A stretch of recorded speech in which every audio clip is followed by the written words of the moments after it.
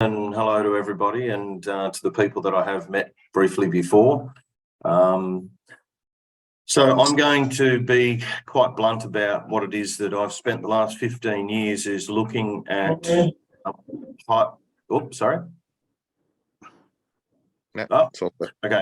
high value water contamination issues.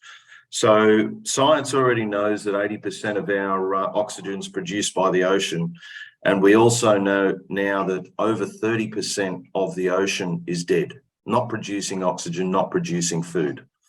On top of that, all of the urban waterways around the world in developed nations in particular are toxic. We have lost our water environments. We don't engage with them anymore. And from a water perspective with climate change, we know that we're losing snowmelt. We know that water as we know it is changing. Rainfall is changing. So the reasons that we have three major contaminators of the ocean. The first one, which is the most toxic, is stormwater. It is a fully man-made contamination source. And then we have agricultural runoff, for which there is no solution, as well as stormwater. And lastly, we are pumping roughly 85% of our wastewater into the ocean completely untreated every year. So what we are doing is we are killing our major source of oxygen. And that is for the simple reason, when we're already landed on Mars, why can't we address stormwater contamination and these other issues? And the simple fact is lack of technology. So if you look at what technologies we do have in terms of water filtration, there is what's called traditional filtration, which is basically a sheet of steel with a whole lot of structured holes. And then you have screen filtration, which they use in wastewater treatment, which is basically a screen with no smaller than 5mm holes. So you're talking 5 to 10 millimeters. Now, both of those have the intrinsic problem of when you look at a screen filtration, if you try to take sediment out of water, you can have particulates from all sorts of range of sizes.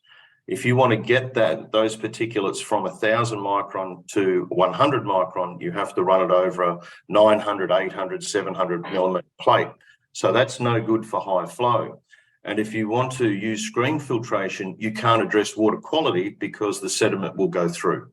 So what we've done is we have invented, developed, proven in field and scientifically to the highest standards, a new form of high flow to fine particle capture filtration technology called ARI material.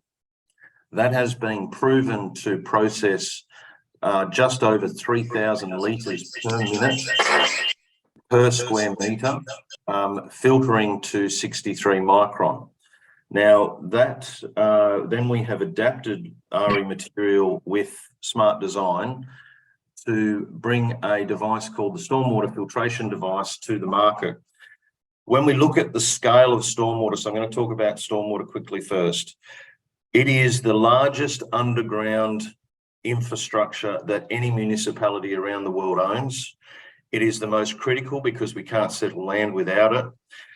It's the most expensive to replace. In Australia alone, we have well over $1 trillion worth of infrastructure in the ground. And when you look at the scale of it, so Australia has 25 million people. We've got approximately 20 million drains, of which up to about 1.5 to 2 million are directly connected to our water environments. So that's our initial market.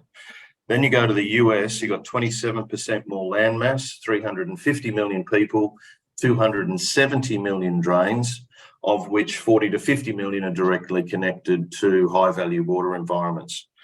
Now, the issue is that every stormwater drain that's ever been installed has been open to the elements from the day of installation. So we're talking up to 200 years. And what has happened as industrialization and commercialization and population increases have occurred, we plant more trees, we have more construction. All of this waste is ending up on the streets, which is corralled by the gutters. The wind and the rain carries this into the drains, where it sits and it rots. In particular, the vegetative waste actually anaerobically breaks down with moisture present. It starts that process within 3 days. And what we have is hypernutrient loads are being created in this out of sight, out of mind infrastructure. And every time it rains, you might have 500, 1,000. With the bigger networks, you might even have 10,000 drains that are all interconnected. And that is dumping enormous toxic loads into our wetlands, into our estuaries, into our water-sensitive urban design, living streams, and ultimately the ocean. So what can we do about it? Well, what we can do about it, or what are we currently doing about it, is very little. We have what's called pitter ducting, or vacuuming of, you'll see a big truck trying to suck all the crap out of a drain. The problem with that is, due to the scale, we're not addressing the issue at all. There's just too many drains, and the most pits I've ever seen them duct in an 8-hour shift is 8. Then you go to what's called end-of-line treatments, which are gross pollutant traps and continuous deflection separation devices, where they make a lot of claims about how they improve water quality, but the reality is they're just rubbish captures. And the whole industry has not committed itself in any way to water when it comes to natural water, because the rainfall is our only free source of water. It's all we've got. And currently in the urban environment around the world, we know that we are incorporating less than 1% use of that. So where this technology comes in is we utilize the existing drains. We don't have to amend the drains in any way. We don't drill into it. It's a drop-in lift-out device that's been proven to capture about 95% of the physical waste, filtering the sediment down to 63 micron, which is about 1/8 the size of a grain of sand. Then we built the service model around that so that we can service a large number of these drains in a 24-hour shift. Okay, so Craig, you've got 2 more minutes. Okay, so the opportunity here is to, number one, clean up our existing waterways, minimize the massive mosquito habitat that exists within the infrastructure. In places like Perth, we're built on a sandy base. We can get infiltration to be working within the drains again. We can minimize this waste going into the oceans and the waterways. In particular, the urban waterways are now supporting cyanobacterial blooms. Cyanobacteria is a substance that is a neurotoxin that is now being linked scientifically as triggers for dementia, Parkinson's, Alzheimer's, and motor neuron disease. So we are contaminating our own environment to the point where it's actually going to kill us. And this is the really big problem. And have you got a solution for that? So the solution is the stormwater filtration device and the service model. And what we've done is we now have just taken on Multiplex, which is a $66 billion global construction company. We've got Built in Australia, which have just taken us on nationally. I'm now working with Hertz, Toyota, Sandvik, oil and gas companies. It's stormwater drains, wash bay drains, which are directly connected to stormwater. So I've just started talking with Toyota North America, which is 1,900 dealerships. And what I'm looking for is, the reality is that this infrastructure is so big. What I'm looking for are big waste management partners to roll the technology out. This is a perfect add-on business for them. They've already got the trucks, they've already got the people, they've got the admin, and most importantly, they've got the relationships in place with the municipalities who own the infrastructure. And then I'll finish on this point.